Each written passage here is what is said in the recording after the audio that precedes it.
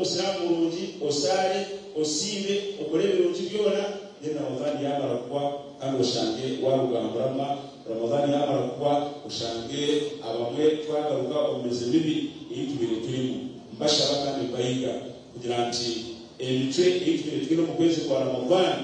mbashaba emitwe ejo tubasaba okukongera kugikola mirungi tube abantu balungi abarayisimbisa kandi abarisha kuvuga na Allah subhanahu wa ta'ala abantu banjagale bali abasibirwe abemerimo ebabasekukola biruka Allah subhanahu wa ta'ala mu Ramadhan tubire tusadaka tubire tuhayo emizigiti ebiri yishwire ushangala imizisha ina abantu kusala salati dhuhuri bakusala asri bakusala maghrib bakusala subuhi na bana isha tarawih imizigiti yishwire bashaba kugira nti essalatu tusara ubwezi kwa Ramadhan tubase kuzungumzana tikiramanyisa nti kwa Ramadhan mukama wangu watulati eswala ayayavugaho kolabe olulije akulesa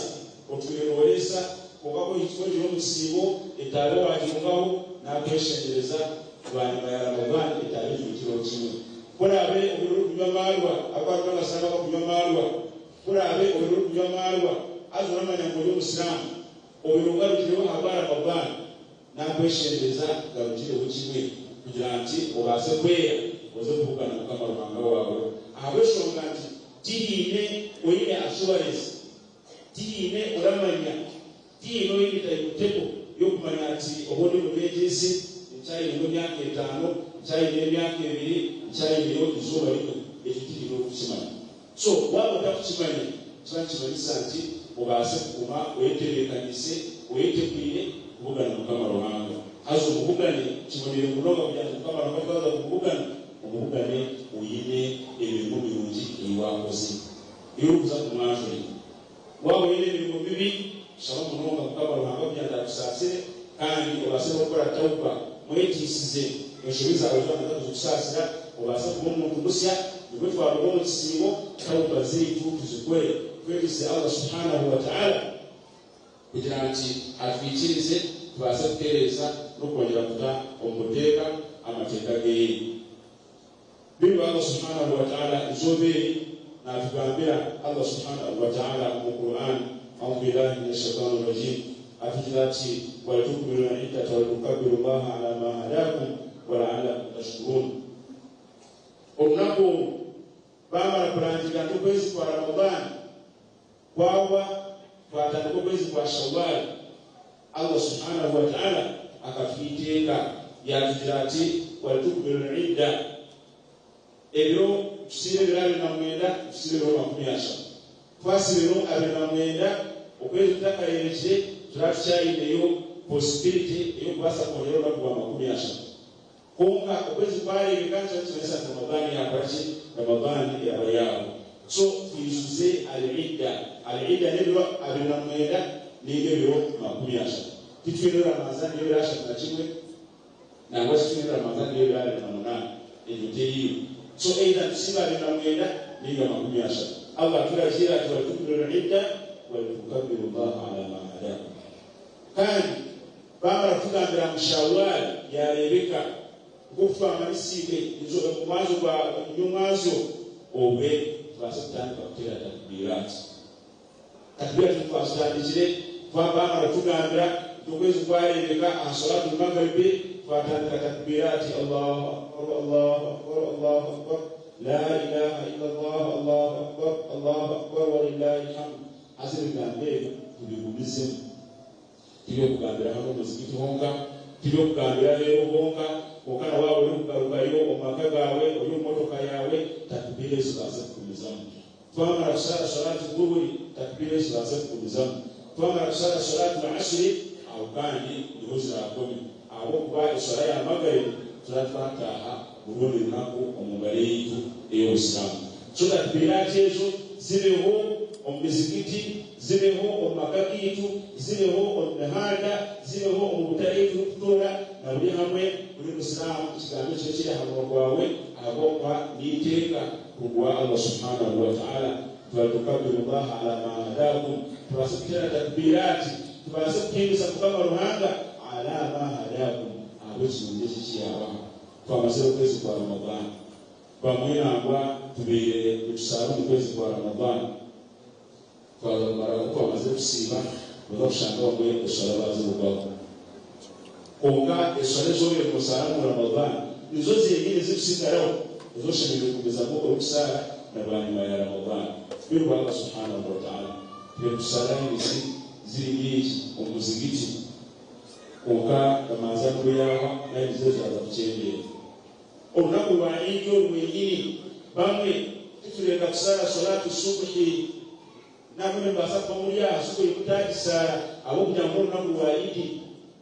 bamwe mwetebile kujangu dole mutaji sala asu mutaji sala mpaka mutaji sala na bwana isha abo kujambo naku wa idi inga efutichije onaku wa idi ile ne swala ya sunna kandi zile swala tatu zuri kugambao ne swala za faradhi ziteka ari muslimu bwenu biru Allah subhanahu wa ta'ala swala ya asubuhi kwa wata sara tutamara kusara ile hangu ya tutamara kutubenje yozo mukashonda haliya usali swala abo swala wote si kama manga na kuichiza na baba akijichi ninga huwa akijichi swala ile tufurosu kwa sababu misali Allah subhanahu wa ta'ala na ajichiza swala ya dhuhuri mutachirukaho au nyamasara yiki ne swala zindi zona ezimuyoro no ili tutisare wakati majengo halesu aleziteka zishenwa turasara tule na sutale na wakwa niteka otaziye no mushango mishuka Allah subhanahu wa ta'ala ukora shange oruza kufuna mu obuzibu wokuba utakozile iteke biba Allah subhanahu wa ta'ala ila kupata wakusya abo kumara kwezi kwa Ramadhani ukagani yongere kubayiga na munoga abakushimanya baza kuvuga na Allah subhanahu wa ta'ala isho yachagari duksiba Ramadhani twaje mazini duksiba kwakwa cyayi duksiba kundi kwa sunna Nabii Muhammad sallallahu alaihi wasallam akakugambira mu hadith tumu duksiba okwezi kwa Ramadhani yamara kusiba Ramadhani akajishengecheza nilo mukaga mu kwezi kwa Shawwal ile ikulumu ile iswa n'ekibanga kya Shawwal kwezi kwa 10 so mwezi kuikumyo huko oyini chance kwa Muislamu yero alina mwenda ninga makumyasha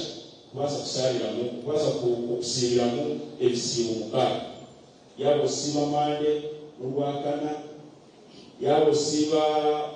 kutambika na nchakale osibisimu bya mukaka murundi mumwe yaba osiba ebisimu bisha buri wiki yaba obanza wa ebyo na waja atandika mwike kuisha yabo siba mwiki ya mwero kukawa fumo bajana ya hali ya lebeta tubase tusiba ebisimu bya sita yali n'etwaro kine hongo bya balimu gwe bya basheka bya bamuzei bya bakikuru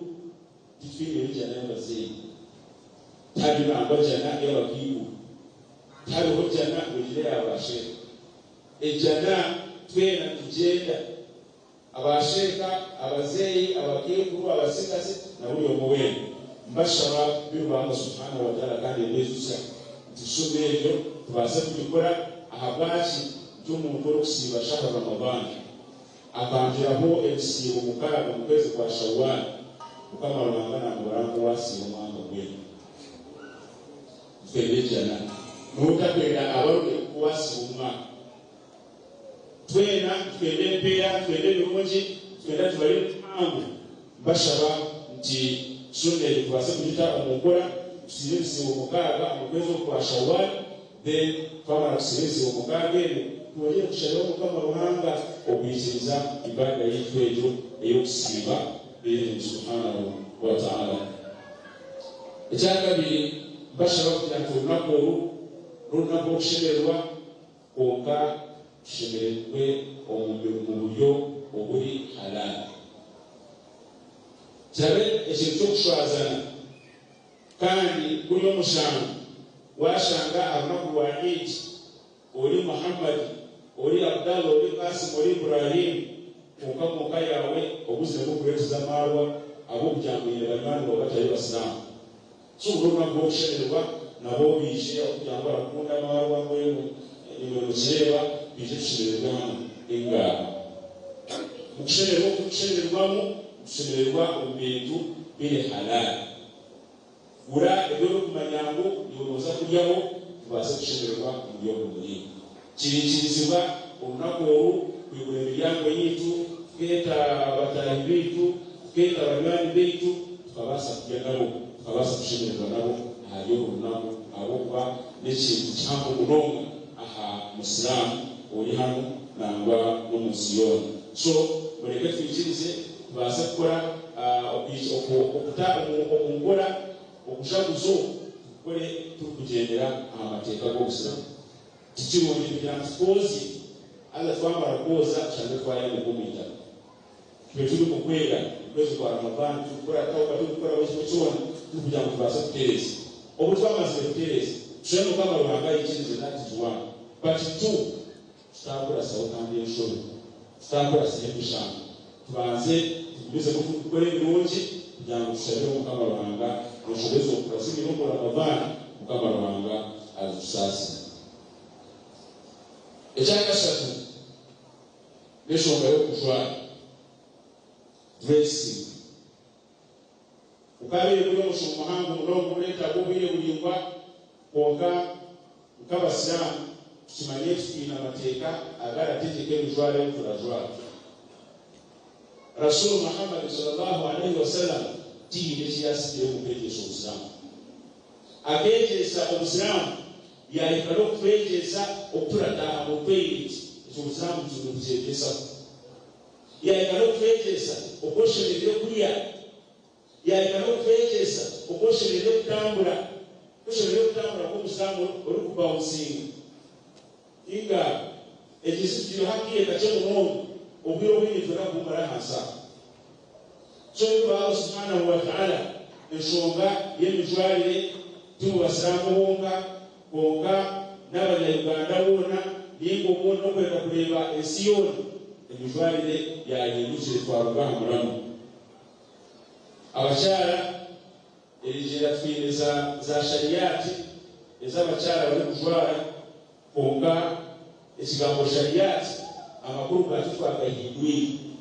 abo kuba ekijwaro ky'omukyala ekyashemereire okujwara kishemereire kiine ebintu ebyo ekyokubanza kishemereire kuba kitali transparent kitaleberana ekyo n'ekijwaro ky'omukyala ekyakabiri kishemereire kuba kitaleereka okwakuzire ninga okwakozirwe okashariyati ezibali kujwara nangwa nobala kujwara akoma omusipi so yagala shariyati akoma omusipi ziba shariyati kyamuzigamiri and that is very dangerous so tumanye okushemereire kujwara nk'abakyala nangwa tumanye n'abashaija okushemereire kujwara twagamba omukyala kujwara kataho omusipi n'abashaija erya tubajwara fiti n'obw'omulembe oguli jwara kapale kakukwasire osibe ekikawula ha street buli omu alikulema ogw'okuzibu enjwala egyo bantu mutiyitu egyo njwala ty'abasiraamu tugirekere abandi kumwe tujwale nk'abasiraamu ekijwala eky'okujwala kishemuka kiri rules yaba oli omushaija ojwire empale kishemuka eri rules era kuko obusinge kwekwereza okugulu kukora nabwe kimwe kyona yaba ali omukyala ashemereire kujwala omwenda okugulu arahikamu bulungi kwonka kwine space ahari kubasa kweyukira gutali kumwereka okwala ekyakabiri emyenda eyo tuli kujwala eshemereire kuba etarashushana ekyokureba byali omukazi atajwala emyenda erashushana y'abashaija irizira abakazi barajwala zakiri abakazi barajwala empale mu maofisi balimu aza kyalugobwe kyazire obusiraamu kyali omukazi w'omusiraamu hari omusiraamu ajwire empale aza aha mutwe ataha akakaaya kala kiri nini aho obeeka ojwala kukuwaabona kugira ngu eira okwetisi byona yekoresha omuntu weena kwonka enjwala ey'obusiraamu mbashaba tubaase kugaruka okugita omungora waba oli omushaija ekakujwala ebirashomere abakazi kandi wowe umukazi urajya kujwara igashona iyo bashije abasigaze bigenda barafungura amatu barakumara n'amashoke ina urunana yarafumuye y'ingo umuntu nawe ati usonga tuko wafura kuko batire n'uwo hazebyo tibyabashije bikari byo kwewunda y'abaki by'abachara byo Allah subhanahu wa ta'ala. So yongera kushaba no kwiga basheka na munonga bariyaha n'abari baturikirize byanti twongere okwekesa abantu ahanjwara iyo Islam. Otherwise ensi erikwaho ero yishiriza damage ushanga mushirira mukuru azuye damage yembara umwana muto azuye damage yembara hati n'abahara nabo barazwara damage za skati okumurembe nabwo hati kurusha nabwo n'umurembe nabwo abantu bakutangurira kongere byona tukukora tukimanye tukwigirira ikiyama tukwigirira cyo cyamakuye kuko twayingira kuyegesaho ahana hariya iro kwikiriza anti kireza okwaho insha Allah abaziye yongera kubashana no kubayiga nti abana bifu bongere time na kushira munonga bashije abashira sikinde bwiye babana omukazi wali kumanya omukazi wali kusumana ebyara omukazi wali kuweza omwana wali kugura wali kukora bukiko wali kumutwara ishukuru nambe cyo kurera ntubiye bayika rushanga omwana ari kumanya amanyina wa muhiraga na fisi aho kunya na fisi barajyana nabo yatwara ishukuru so abashira twase kumanya responsibility yitu. Let us know our responsibility mukabashije titire tikiraho cyane kiwe njoshemeye kusomanya byara n'umukazi oshemeye kunabisa umwana n'umukazi niwe ishomana wabonabisa wamucyo byara wamugoreraho akasatike akasikatike muntu umwana ubonashimerwa kandi akirebeye enjoy the responsibility y'abazirebeye icyo kurera ngo izuba esi abana bahindukire emenyete y'ikine ihindukire umutima w'umuntu tugurimo abo kugira ati twakwata n'isite hamwe nk'abashinja n'abacyara kugira ngo tubase ubworora abana bitwabo twabasigira ba mama nabo bari bize n'ibindi bintu bashemererwa bari gukora abandi bari mu butare bari baduka bari ingahe hatushanga abana bariho ahantu kono y'abamezi ebe kugenda mu nsenge zo bari bireba na munonga mu Uganda yitu oza kurira bayohereza na social media ushanga umwana begi yamutire hariho no owabo umwana begi yatire yamurisa n'ububi mukabireba mbari bireba haze bibona bijaho abo byamo responsibility yo mushinja n'umukazi tugireho twabaza gusigira abandi bantu nabo basakora iri kubambira. So let us take on our responsibilities insha Allah. In rampant murders, we have a very good number of rampant murders in Uganda. Na so omumwe ezimwe ziraletwa responsibility okunegerekitinga responsibility ya parents bigashaya waziri omwana nakura abekokoro ya benki oza kurira mu cyakare umwana yisirishe yarataye mukawuriraho uzire umushiri wisho mukazi yita n'abana be basha nawe yamara yayi. So ejombe ya biri basho what do you think would be the end result? Instead of kubeta bashaba taking responsibility to ukakana byara hanze yongera koshaba government kurabira muri ba security nachi nti twase kongera man to hasten the process of investigations twase kongera okutereza omu process eyokukora za investigations nachi twira abantu bengi mu Uganda bamwe bari mu office abandi bari abantu baburijo ababikire magara y'egisi mu miringo ya those matters kunga twebatu kukurira mu polisi yajireho ala kwatanga kuchondoza bitumanya ngo wiye okuchondoza mu kerera. So twongera kushaba the security organs kugira nti okutongoza kubafuwe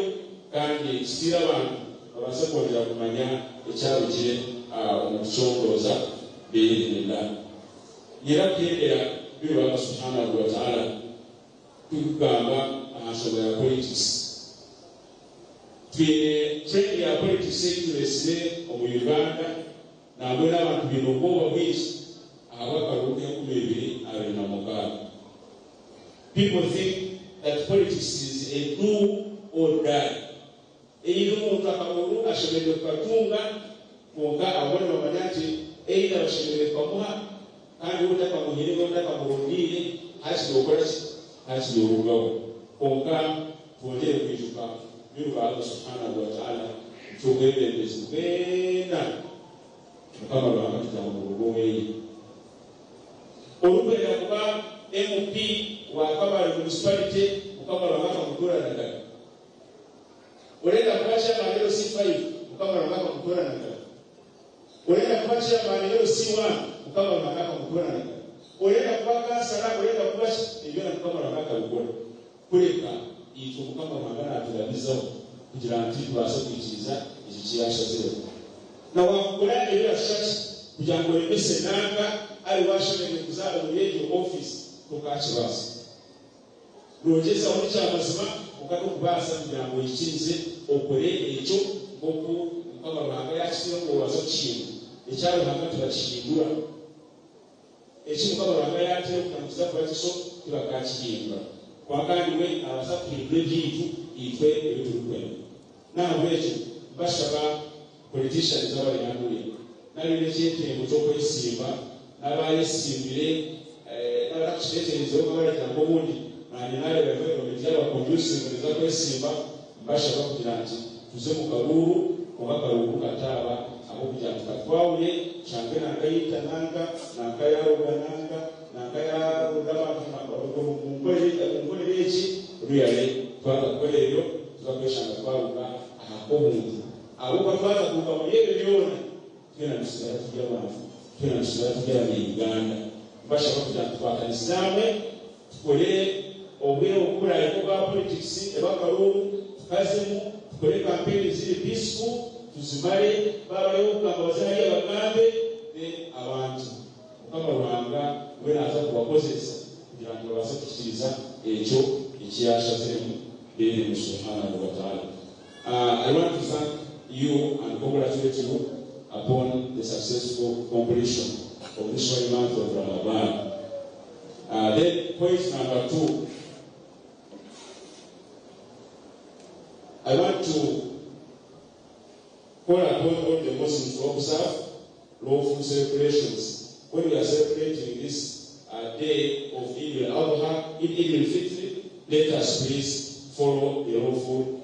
means of celebrating. Let us not go for alcohol. Let us not go for discourse. Let us not go to the bars. Let us not go to the beaches. Let us have lawful celebrations of this day. Thirdly, I want to call upon you to refrain from the bad acts. Whatever good we have been doing during the very month of Ramadan, we should just uphold it during these other months. Because we don't have a specific goal for Ramadan and another one for these other months. The goal for Ramadan, Allah subhanahu wa ta'ala, is the same goal for even these other months. Let us continue coming for prayers in the mosque. Let us continue having good behaviors. Let us continue having good ties with our families. Let us continue doing good for the sake of Allah subhanahu wa ta'ala. Then the other point is we should have time, especially the male, or the fathers. Let us have more time for our children. We have serious murder cases in this country. We have other bad acts going on in the country, but most of the time we look at the child upbringing. Let us join hands with our wives to make sure that we bring our children in the right way and in a religious way, inshallah. And then, maybe lastly, is the issue of politics. I've called upon the Muslims who are here, the non-Muslims who are here, we have our politicians here, we have people who want to stand during the forthcoming general elections. Please let the elections not be do and die. Let us coordinate, let us cooperate, let us also know that we are still human beings, we are Africans, and we are Ugandans. We should maintain that, inshallah. Then maybe finally, for whoever who is here, let us try to, whenever we are moving out, whether you are going to the mosque, whether you are going to town, whether you are going to the market, or you are going for any other journey, let us try to move with our national IDs. Let us try to move with some identification. If you don't have an identification, at least you write your telephone numbers on a piece of paper and some other person's number, so that if there is any problem, if you encounter any problem on the way, then people can contact those people.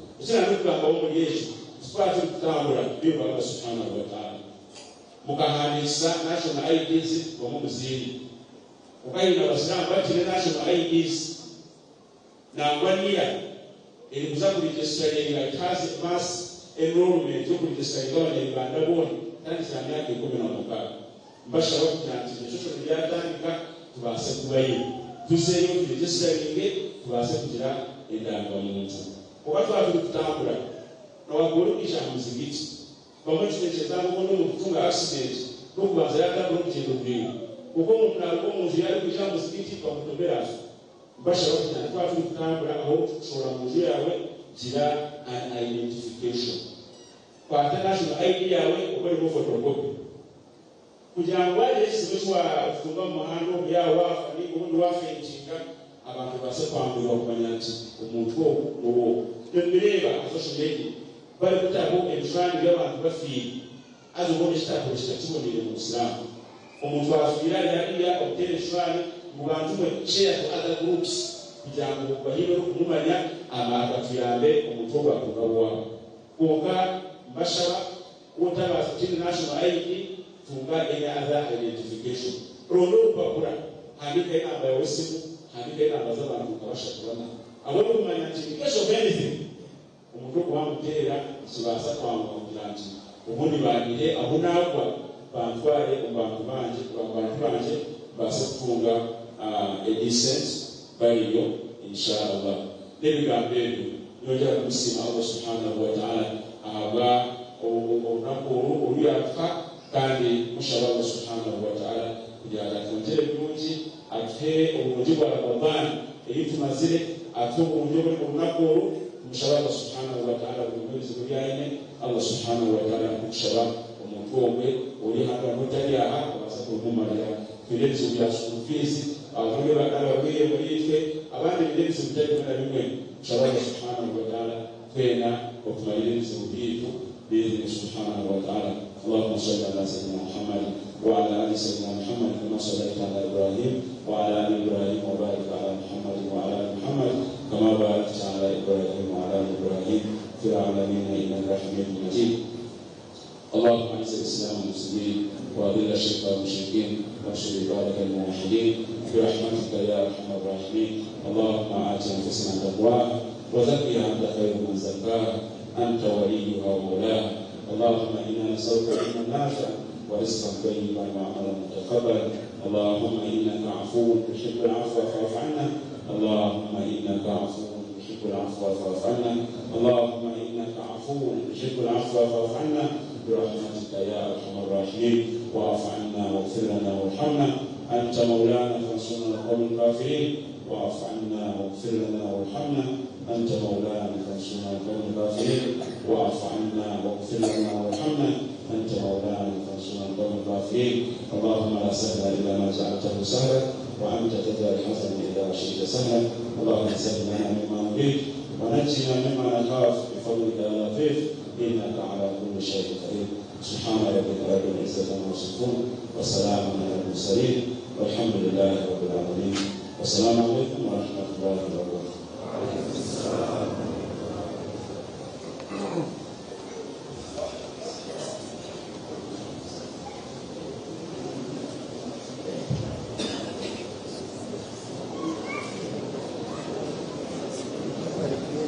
Thank you.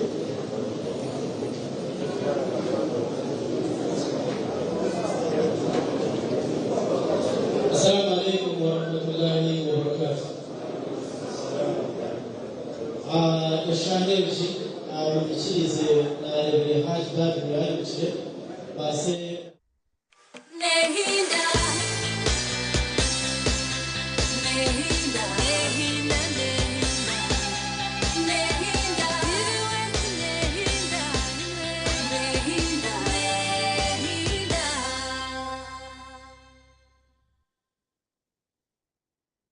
Omupira gwine Sheikh Kaburure nagweza Sheikh Ibrahim Byomahanje Baronda Haji Isa Tindiebwa Bobs no mpira naguha Bisinsino nagweza Kabagambe Ivan Wakagwe nagwachira Nyomuntu Ivan umwana wa Babade umwana wa Homu abarakunda radio hose mwereze mikono mbakete abarakunda radio hose mwereze mikono mzige na TV hose na chi Murunja Ivan na chi hati yitonka radio hose na TV West hati atwijire Kabale kugira ngo tuje gusa n'abasilamu tusiburuke nabo rero tubasanura kapira mucakisha amaza ahizoba rya sande murena kwa muriho abana kwa muri mujengo n'abandi ho abana kwa bari mujengo ngaki aza kamagambira makuru marunji Radio West na TV West bajiro kurakura nise bashangu itonka Radio West nitwe na mbeje emwe esinjire Uganda yona okuligwa no kumanywa mgani nyo Ivan Murunji ni nyoha munkwata achwa muranja wa Ivan Murunji ni woha munkwata achwa mwena amaja Ivan Murunji ni woha ha tiwaleba ahizoba rya Idi mushakisha amaza sande Radio na TV West turi kuja icuro cy'abasilamu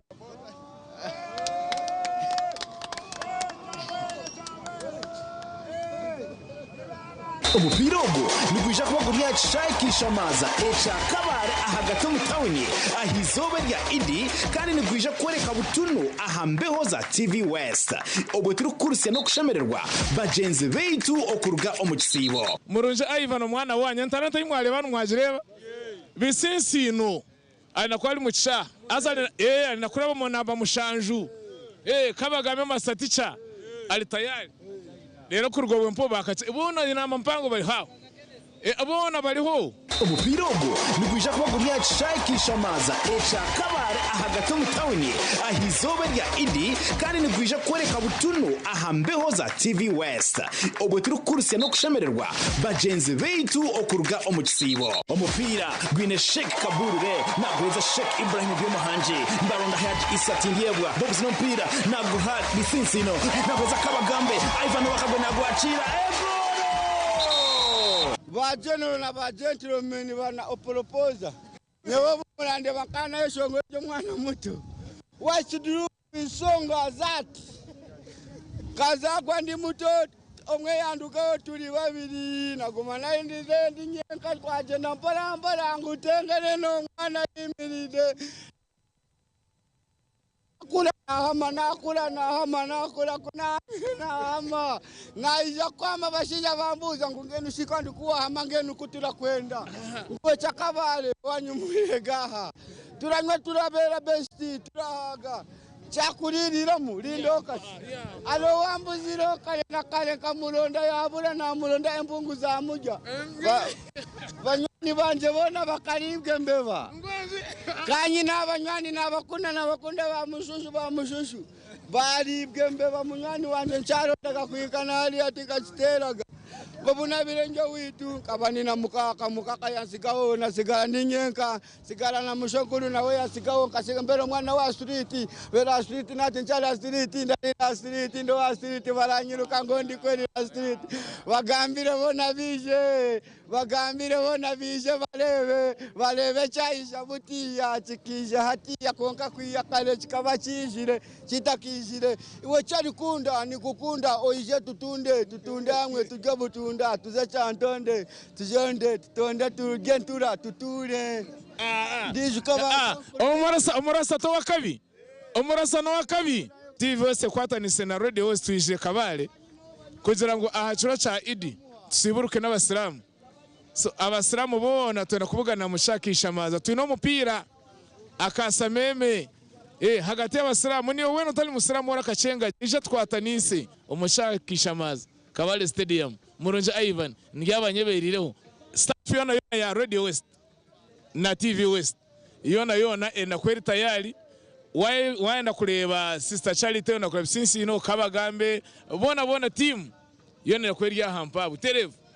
Murunja Ivan omwana w'umuka ndyabandikiriya umupira ubwo nigwija kubago myashakisha amaza echa kabare ahagati mu tawuni ahizobe rya Idi kandi nigwija kwereka butuno ahambeho za TV West ubwo turi kurusya no kushemererwa bagenzi beitu okuruga omukisibo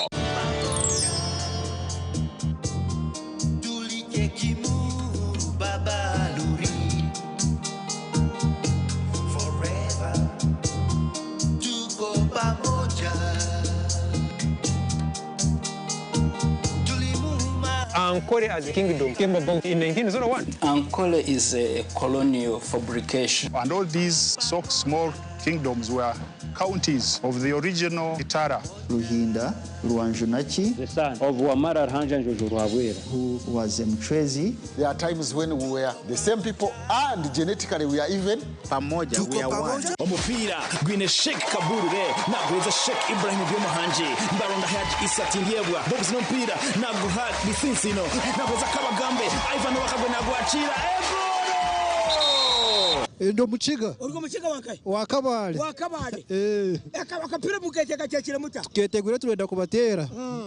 muteka kikali mutera kazinga turenda kubatera kamukaga twabatera she turabatera mukaga wabaye muratera mukaga koka turabateka kubateka nkikumi ye kikumi akutwo kubatera bativese na radio she mukaza kai timu ne murenda kwirukira imwe yapaho yes turenda kubatera yes gora kipa ni kama sasa gora kipa ni kama sasa akuba turajya masaza mwenda gora kipa witu ni kama sasa yabana rekane bamukazo kumwa mwana Aisha zo mukikurisha rekane bakomushigaje hati no kamera neza ni mukine yone kwarya baranyeta kino mushunira cyati twino mushunira cyati uracyanira hakapira nigaruko muri ko kubaza akapira namanya kukazana munonga cyabone bakwetu Kanyesi Elifato mutweteka tekira mutwetwe kubatera kapira mukakahuro mugenda abo kwatine pato ariwe ni hanugure cyo kumanya twine shara mu biro mukazi reko rwo mucyazo kwateka muri abakazi nambira no kurotera nakaniki namba tu rotera namba 2 uratanda kapira echamo no mukapira no kola munochi Uno wenturire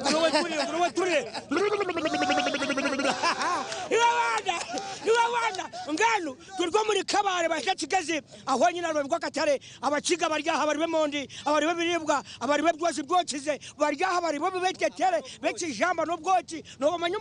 umuciga yakutera ntomi no yari rukangaro za buryo tibantero muhoro otibantema ngano akapira kariyaho rwagacyaro rwose tibose amwe n'abasharamu bitu ahidi aba kabare omutwe muchakisha maza zakwatera kapira mukahuro mugenda mutima na birokora reka hindwa tubazende babachiga banywana kwaza kujaka aha muturaganishe nimana kutera kapira munyo twaza kurumba banyati gazi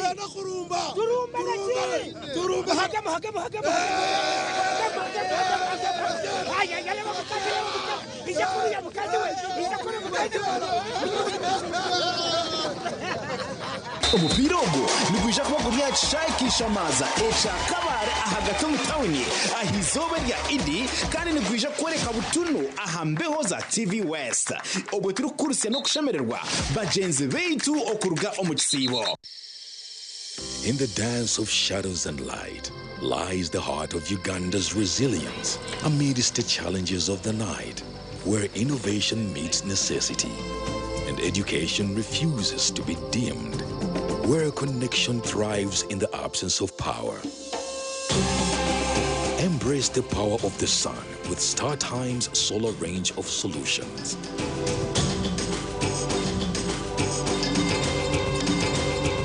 And empower your journey towards a brighter tomorrow.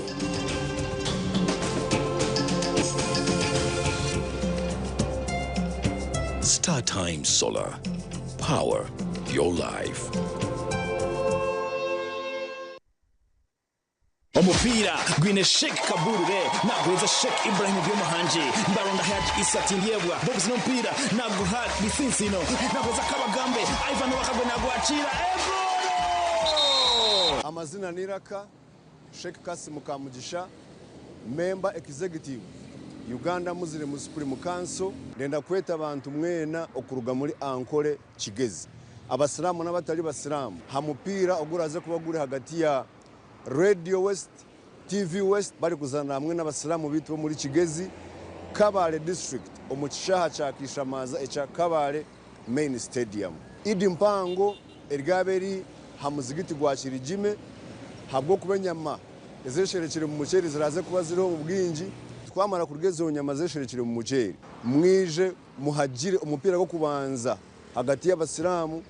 TV West na staff ya Radio West n'abandi bona oguraze kuba guri live ahambeho za TV West irija umupira gote buliro ahabwo kuba oguno mugisha ogutakabagaho omuri Kigezi kayo no muri Ankole. Umupira ogo nigwija kuba guri ya Kishamaza echa Kabare ahagato mu tawuni ahizobe rya Idi kandi nigwija kwereka butuno ahambeho za TV West obwe turi kurusya no kushemererwa bagenzi beitu okuruga omukisibo oyi no mukoro nkembaga AGM za Sako graduation emipira n'enkunga n'izindi noyenda ngo abantu bazilebela ninga shubutuno aha TV West utafego mu gishogu obwa hati TV West nebasa kwereka omukoro gwawe aha kabeyi akacendezibweho live ninga shubutuno tukirire aha office zitu omuri Boma Mbarara ninga oteresi meji eya notina ikominina ashatu nshanju not TV West nehinda. Umupira gwine Sheikh Kaburure nagweza Sheikh Ibrahim Byomuhanje ndaronda Haji Isa Tindiebwa box no mpira naguha Bisinsino nagweza Kabagambe Ivan Wakagwe nagwachira egoro. Madame nokwetoze shoboreje kuri karakaje ko baranyeta tonjegwe fini kumukiga ha ko umukiga wa Kabare abakazi b'abakiga kamuri bahago n'umukoshe byo kurya ki empenjeri ekitakuri eshwiga emondi umushera nebikanje mweteka cece ku Radio West turanda kugitera imwe nibona kugitera abakazi ni kwanda kubarekera abakazi nehinda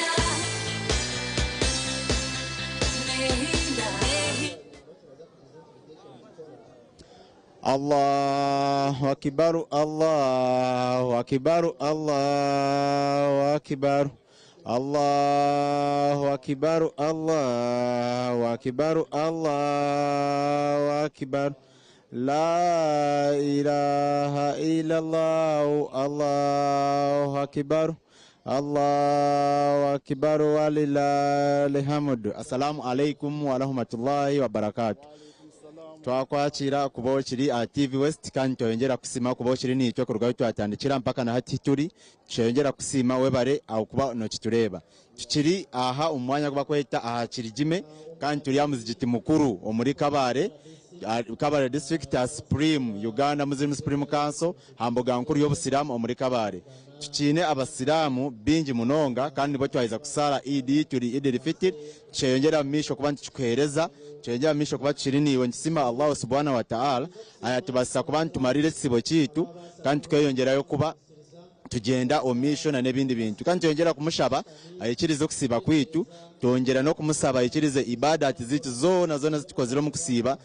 tushaba atongera amani kureka ntoyikana no mukisibo kikurataho tukuje no misho aha Rubaju na kuretera mukuru ninga chairman wo muzigiti kandi twenda atugambira atongera kutushobora ideji na nekisibo kimugendere kita abire birata kandi imentebe kanisemerire tashe. Assalamu alaikum wa rahmatullahi wa barakatuh. Amazina we yanjura abasilamu kandi turebe ngeri amazina ndi byarugaba Mustafa chairman wo gumuzigiti ogwa headquarter oguri muri Kirijime batakasero. Okay chairman twakwakira kandi abasilamu nibenda ikisibo kirebiro ekisibo nkaburijo ekisibo kibonire munonga kibonire abo kuba nangwa cyagiyeho njawuro n'ibindi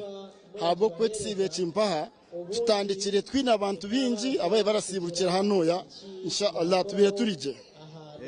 Chairman aho muntu ariyokwe no muhabura muringo ki ya omukisibo aguma byabire nakora nebyatashemerire kora ine kuba nagumiza muna nembereji ninga okuhabuzi bwanje etsibo cyo obwire bwinje abasilamu ebi barabimanya ebirungi barabimanya na munongora reba mu kisibo ubu abasilamu ubusilamu buraba bwinji munonga bije bigumize mu bikorwe hakurugira ha ayan hadis bigumize mu bikorwe hakurugira ha ayan hadis mu Qur'an bitwine ebiratwereka ubunji bwo busilamu no burunji bw'ekisibo kuba barakora bagumize mu babikore izina ryo busilamu rigume ribonere. Yes chairman, tureba mu kisibo nharimo ebintu bingi no basa really kutwenda heneramu ebirungi iwe byo kureba byo tungire byo kandi insha Allah nyowe ndabasa kugira nti buri kimwe cyona ngenda kibona ko musilamu ko muntu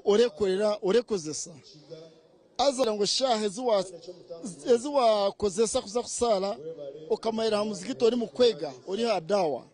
nikirungi munonga kira kuyamba Allah nakukoreraho ibirunje bindi umisho akuterereze imihanda yawe kuyaho no kugira ngo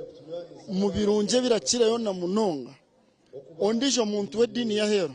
mukwateje munonga no kukira no musilamu wori nawe obundi mu ryogo muntu na umukundiso busilamu amanye kirungi kiri mu busilamu cyo kwendera chairman twantenda really abantu bache bokusindikira messages bokwendeza idinungi kandi ni ubiro noendeza kisibo abantu bache na munonga na nyonda tura kabare konkanye neho no guni mwanya rubare naho ndabera ndasindikira abasilamu ba rubare mwena nakukira munonga kibonwa abasilamu binda sala naho nani yokwe idi mbaraka ndabetangiza kugira ngo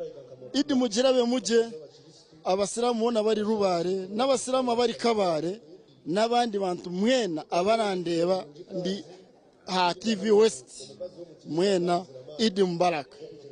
washimanye nti twarugaha twino twenda kusibira tingumanya chairman orya timu ninga oryo muhaji chairman takabura hatimu chairman ndi hatimu nkuru munonga nyomwe marazano go mupira konka ndagira emyaka abo ugendera mpubira katambara ndaza kutama basubstitute abandi nibo baraguzane nyo ndaza kwenda zanira heru y'ekishaha nambi 13 15 za heru y'ekishaha nizo ndabenda zana abarubare ningira bayongera kora chairman yabeta kwija kuba bari nitwe so chairman nakusibura atongere kufuna abasilamu abandi sheikh assalamu alaykum wa rahmatullahi wa barakatuh. Wa alaykum salam wa rahmatullahi wa barakatuh. Idi mbaraka sheikh. Takabbal Allahu minna wa minkum. Twakwakira amazina ori TV West amazina gawe. Amazina ganje baranyeta Hamza Jungu kandi anahimpangalire mu rurembo rwitu rwa Kabare district abinji muramanya Hamza rwakaraba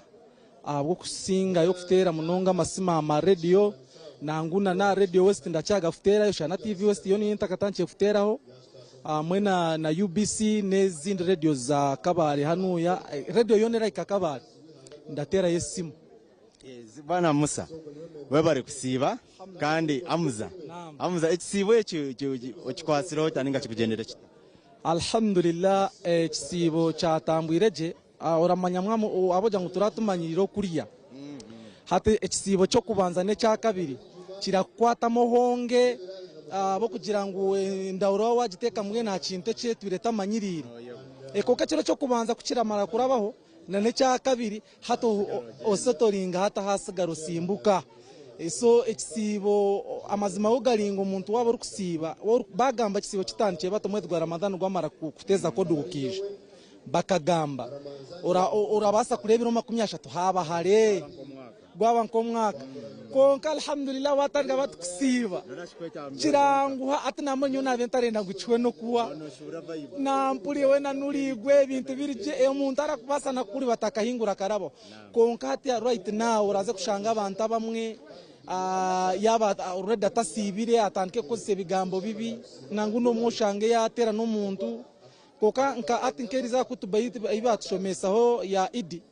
na hura district kadi yagamba yachikono bambi kugira ngo imice itube twine tore twasigaza mwene kisibo cyantamburireje kandi ndashaba kugira ngo Allah nshashureme kirasinga yo kube kirungi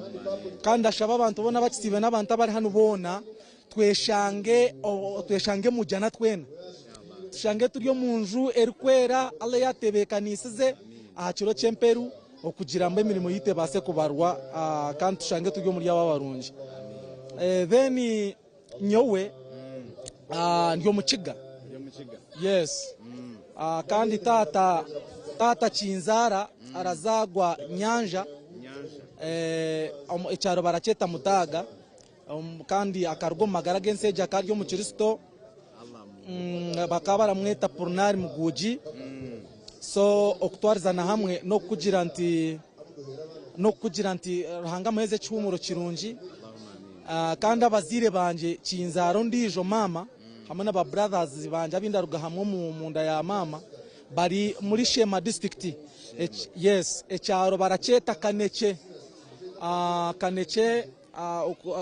abo kwa Shema district bakacishara ari Bushenyi na mangwe zindakika barabariho bari kundeba so ndenda kutwara umugishogo go kubakuraho kwendera yes ndenda kwa kuro brother wanje baramweta Abdul Shakuru Timu Shakuru kandi mugent Idi Mbaraka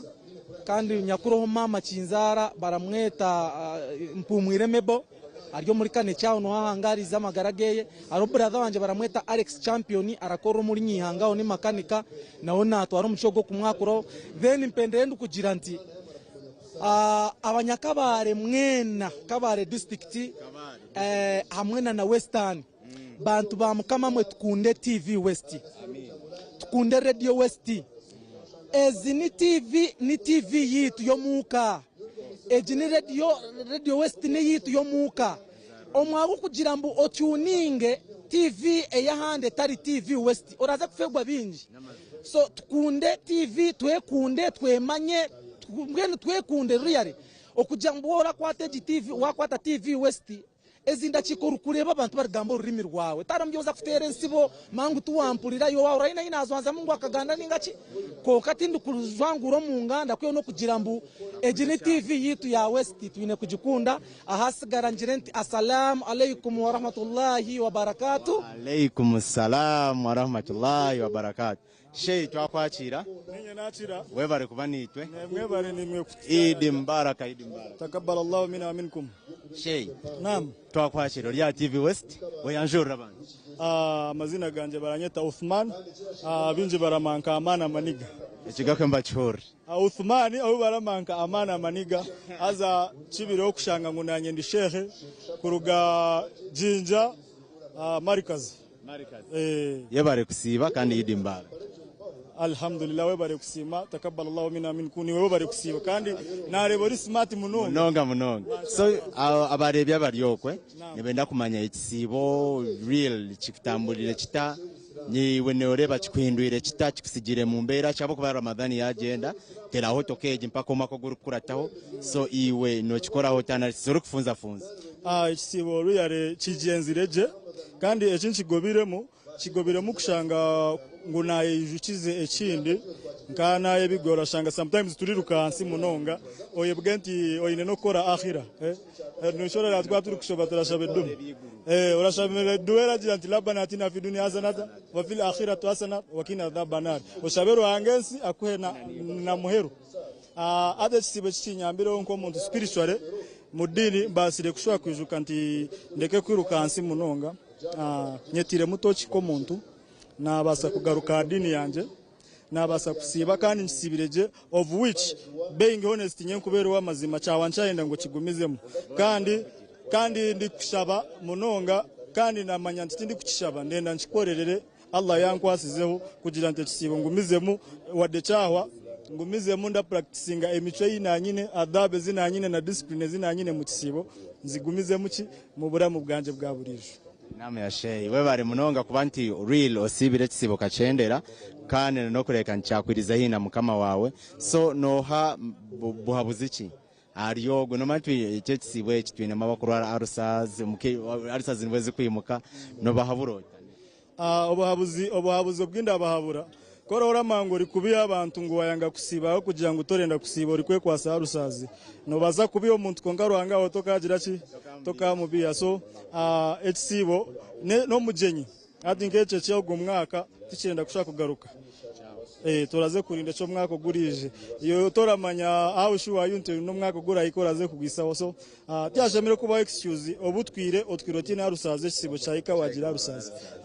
ngo kunda siba ngo bwayika nkashamushanje ngo ndarwara ngo ndazengerera ngo mpurira mani gawa that is it's a lame excuse ebuhabuzo bwinda baharu yare tutinage ruhanga mu byo turakora byona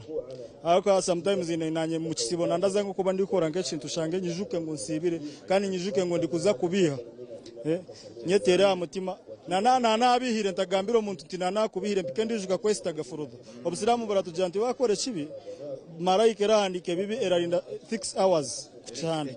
ngo oyetise tauba yawe kandi wakore shirunji marayika rahandike birunje rahandikiraho so orara ngo mu kisibo cya nyambire nandamara kubiya mpikendijuka ngo nabiya mpikande kora tauba ndesta gafurudo immediate raho nawe so to making sure twagendera ha mico zo buntu turuge tureke kwirukansi munonga kandi nsi oramanya tugisigagaho turagishanga kandi tugire ki tukwendera Shey Aman yendeza abantu bawe bace n'ingabo kuma abari yo kwabarene bakora TV West idino abantu bona bari kuri TV West baburenje gwizoba mwena ahe muri ntamenshoni jineta soskwire abari kurebeza ishahanda bendeza idi jinunji eyihorere kandi abasiramu obwabuzi bwamweru no kubendeza idi tingayenzire ngo tujimarire mu bara ngo shange turi kutere nsibo turi kuhirima kandi twatusibire hasigara wa assalamu alaykum wa rahmatullahi wa barakatuh. Wa alaykum assalam wa rahmatullahi wa barakatuh. Kino kintu cyo mutano kushanga abasigazi really etsibo ni bachitama mane aroboki kokashanga etsibo chika kando lya kwa 7 na nebi konka amani yatukakasajanta ejembera we abiratagirimu twakwakira mukuru witu webare kubani icyo webare kuri TV West tukishabawe yanjura TV West kandi nibenda kumanya ni woha na netsibo kikutamburira kita amazina ganje ninye Mugisha Ronald Ian kandi ndakora nka deputy speaker Kabale district kanda ogundo murundi nkoyerekerire obwame yakabale municipality so wameya ni bori yonoresha heje abasiramu nabo nibo mabafutera karuru so tingma bo basibireho ninga obayambira mu kusiburuka abasiramu ntire nabo umuri kisibo kandi tirentija umisho metaremwe no kugabana nabo no kusharinga nabo kandi abasiramu nyongera mbajanti Eid Mubarak kandi nshemererwa na munonga abo kisibe kugirango bacendera kurunji tukizere kura abinji ababende mice ubundi takwatikaje bari kwetereza kandi ndikonja no kubahiga ndikubagira nti kuba bari kwetwaza umukisibo bongere betwaze jo baso it's never too late start kugira ngo ikintu cyo na wakikora mu buryo buri bwo kurunji nko musiramu kandi kurujo kutwayejesibwa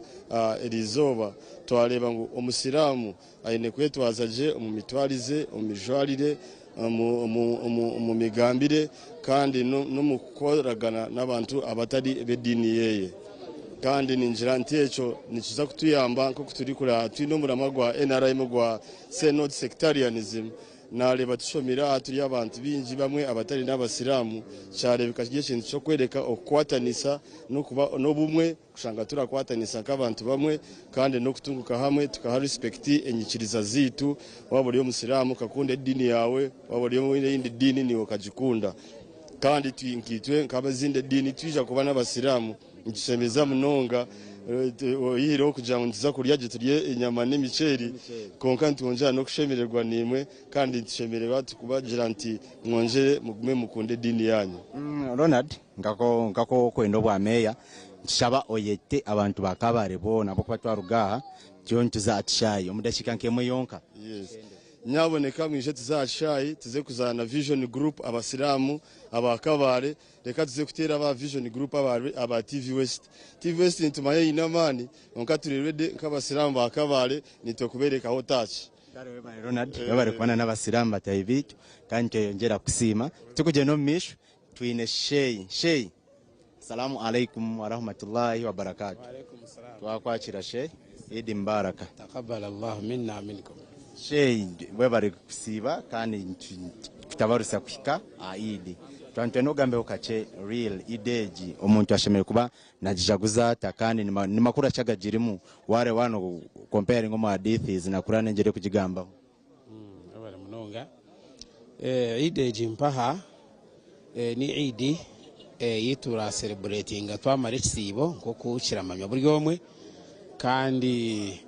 okujicelebrating kwayo turaba mu ngeri yo kwebaza mukama ruhanga abwa kureka ngo twasibire ramadani yawayo kandi na nabi sallallahu alayhi wasallama yatugambire mu hadisi akajati lisaimi farahatani umusibi ayine shemererwa ibiri urushemererwa rwo kubanza no rwaraba yasiburuka den urushemererwa rwa kabiri no rwari mukama ruhanga ari kumukwasa ki urwari bari kumukwasa empera z'ekisibo nabwe aryashemererwa konka mwenu mu kushemererwa okwe turongera kwiga abasilamu kugira ngo tutarenzya esharo twabane tushemererwa kuko busilamu burenda utashanga ngo kumwabihura mu khutuba utashanga kandi twaba turashemererwa kushanga twagurira abantu amarwa twazariza beach zenjawuro okashanga mbwenu ibada yitu twagishisha eyekisibo akwa twasibire kandi turenda mwempera z'ekisibo kandi oshange twabishisha nam kandi umurimo ni bagubara muheru so nam goraba rwa muheru so washanga ekisibo cyawe wacishisha mu ngeri yo kushemererwa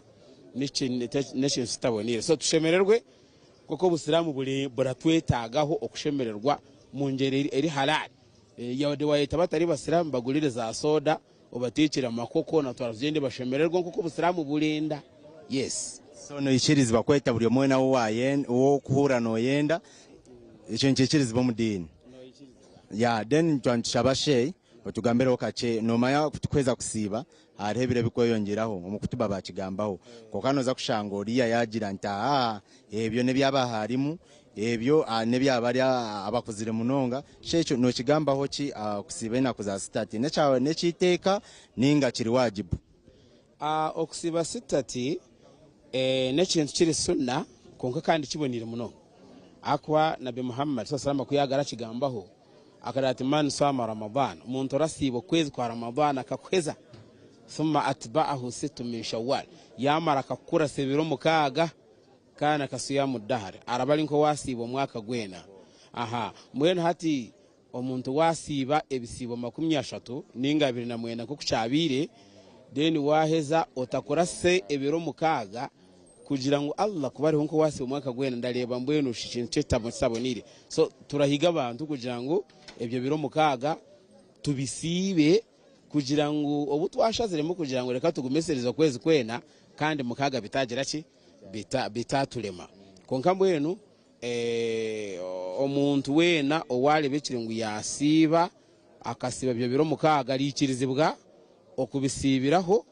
ningashi okatandika okagumora twacwamo anyuma ya wiki emwe ningashi anyuma ya wiki 2 kongo kaleka ngo wajirota wabisiba so nikirunje muno koleka ngo wabisiba kibonire muno akwabiriho hadisi ya nabi sallallahu alaihi wasallam bebiro mukaga bya sitati bireho kugira nti nibihendero mbwiro obu ninga hokwenano basa kubisiba mpaka ramadhani ri kwisha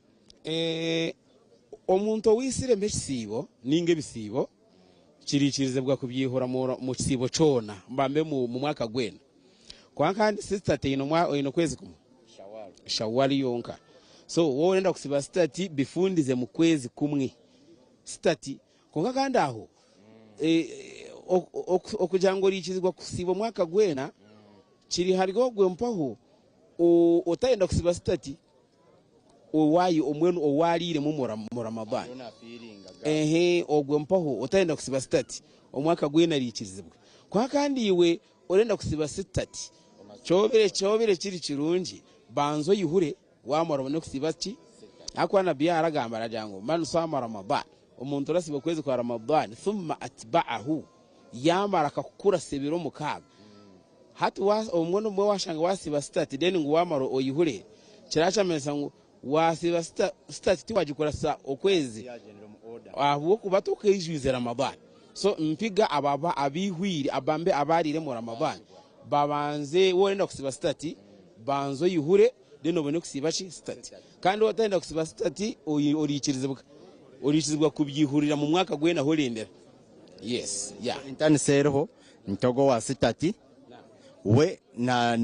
akusi aini banjo mu kisibo cya Ramadhani ataka sibire stati abanze yashashura amabanje then ogo ayamazire kiryoke kusiba biro mukaga umukwezi ko kwa shahara kandi stati titeka ni sunna orasa kusiba Ramadhani maliraho then stati ojirike otajisiba worinda kwa kandi umuntu urende mpira aza muri jinsi turashahura kugira ngo tugire ki turananka empera turazenda munonga kwa hine turende twazeta mu kaburi na twazo misho ga Allah tuza kwa turi yusi abwenshi tutakozire kintu kananga. Yes, uri kusibura bibyendeza abantu bawe kandi bagamina n'amazina babaye bagabagambira abantu ndabasibura ndabendeza kugira ngo mubase kucelebratinga Eid kurungi kandi Allah base kwikize kisibo citu kandi hamwe no kureka ngo twa celebratinga mu ngero ebonire kandi ari halali kandi ebonire tureke twayita bagenzi bitu turiye nabo mashallah ekintu yeke ngo cyabonera then amazina ganje baranyeta byo muhanji Ibrahim kandi deputy district kazi habwa kabari shemerwa kubaniwe kari assalamu alaikum warahmatullahi wabarakatuh eshaheji twegita ari district kazi kandi nawe ayongere kutumanyisa ninga kuchomesa ubugambo buke. Assalamu alaikum warahmatullahi wabarakatuh. Assalamu warahmatullahi wabarakatuh. Eid Mubarak, Eid Mubarak. Takabbal Allah minna minkum. Sheyi bazana n'amazina we yanjura bareba TV West kandi tongere ganire nabo mpora. Amazina ni Sheikh Kabulule district kadhi habwa kabale Muslim district. Sheyi twantwenda noreo mu Ramadan ne aizo bari Eid nibakira kutushomesa ninga kutwabura nti tweyo zaka ntwenda kumanya obuhango bwa zaka ningo mugasho gwa zaka nyamunonga nibugita cha Ramadan kandi nibongera ki ahamusibi ninga musiramu wena ntwenda real kigambeho abantu bongere kukimanya. Mu kwezi kwa Ramadan twine muzaka konka kishimire kubanza twamanya nti zaka erimu emiringo ebiri twine zakatul fitri twine na zakatul mali eyituraha mu mali mu bitungwa ebitwine mu byobugiga byitu n'ebindi. Then zakatul fitri yone hebo mu kwezi kwa Ramadhani honka so kwezi kwa Ramadhani oku mukama ruhanga katuragira kugira ngo tubase okweza ebisibo byitu turi ku zakatul fitri mbona umurimo gwo kubanza umugasho gwo kubanza gwa zakatul fitri no kugira nti obuzibu obukuba burabire mu buke mu kwezi kwa Ramadan shanga nabya katuzibira kuyomba konkati bukaburamu ne bubamu shanga obumwe wakererwa kusare swala so obubwena o zakatul fitri mukama ruhanga abasa kweza ikisibo cyawe no kwongera okukitereza ogwe no mugasho gwo kubanza. Mugasho gwa kabiri no kugira ngo basa kuyambaho umusiramu ogu oyine na nogu otine ekyo kulya runaku rwa Eid muntu we uri otine ekyo kulya ha Eid na wabase kugira ekiyata aha mahega abase kushemererwa nabantu be kugira ngo amashemerwa gari kuno owogoyine na noriya abase kugafunaho ejo menile niyo megasho mukuru ebiri ya zakatul fitri. Sheyi ntwenda kumanya nibure kibokwera mu zakatul fitri ninga yoteyine expiry time ni wona ho kwenda no kugihera. Zakatul fitri nehebwa eyinobwire obwire obwe ni hakutandika ko kwezi kwa musande ya hamuheru yo kwezi kwa Ramadan mpaka okuyika ahasha eyituru kwemerera okugira ngo tubase kusara salatul Eid. So bayemera tukatandika kusara takbiratul ihram tukatandika kusara swala kibanchi kimanyisa nti zakatul fitri iraba etachari zakatul fitri umuntu abasa kwayo iki ahayo cyona ekindi konka yacha titukakibaranka zakatul fitri kureka ntukibaranka sadaka kasadaka ezindi. So Sheyi twengera kumanya ari Eid ninga twengera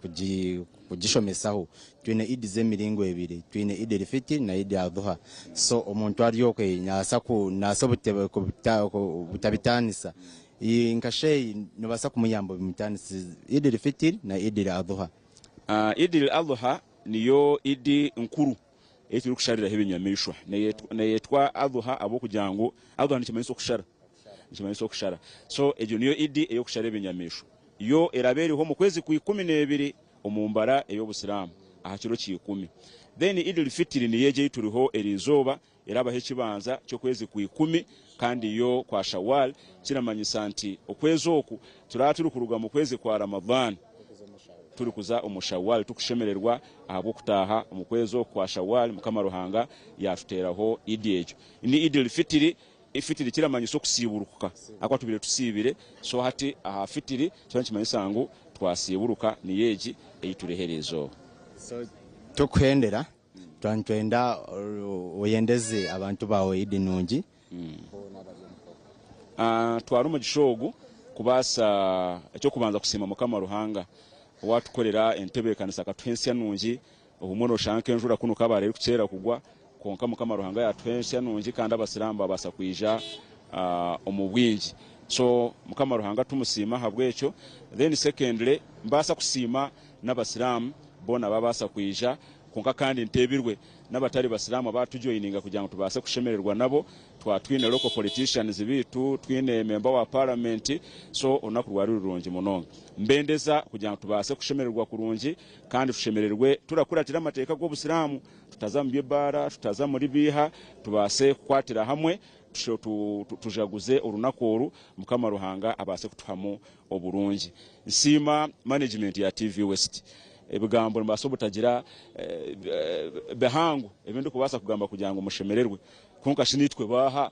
ko basiramu bakabari kushanganisha twaza wo ha TV twine live coverage eji aza tikeri izoba mukatandika kare nejume yahwire kandi yo aha TV abantu bakandeba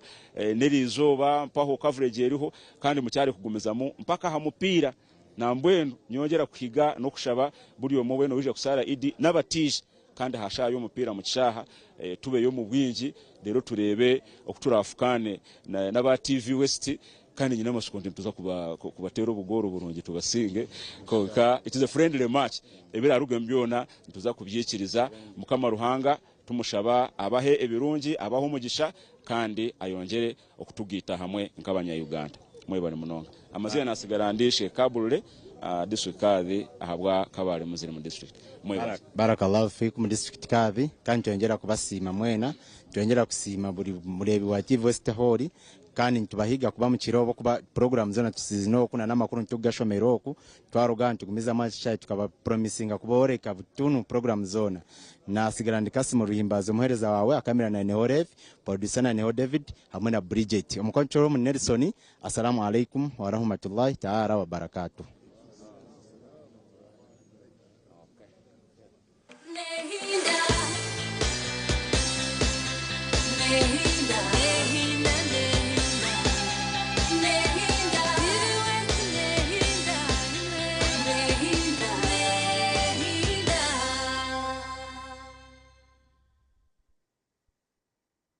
Omupira gwine Sheikh Kaburure nagweza Sheikh Ibrahim Byomahanje mbaronda Haji Isati Ndiebwa Bobs no mpira naguha Bisinsino nagweza Kabagambe Ivan Wakagwe nagwacira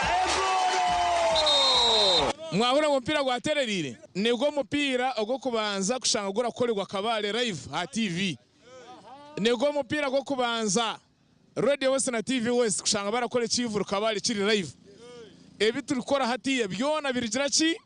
live mgana ati amarinzire ki reka tulinde izoba rya idi tuseburukire mu cyakisha maza murebe guresa linda boki ninga murebe sera no goshomaga gacenshire we mu cyara kora mwinji tubuganire kaye mu cyakisha maza aha aza mwebara butansho aza mwebara butajaje mwebara butansho abazo wa Ivan muri zimwereze mikoro manze bazige mwere wachenga chaterera nyabura we abana nakuja mwereze mikoro turebe turive aza mwebare kimwe mwebare kunda Radio West mwebare no kunda TV West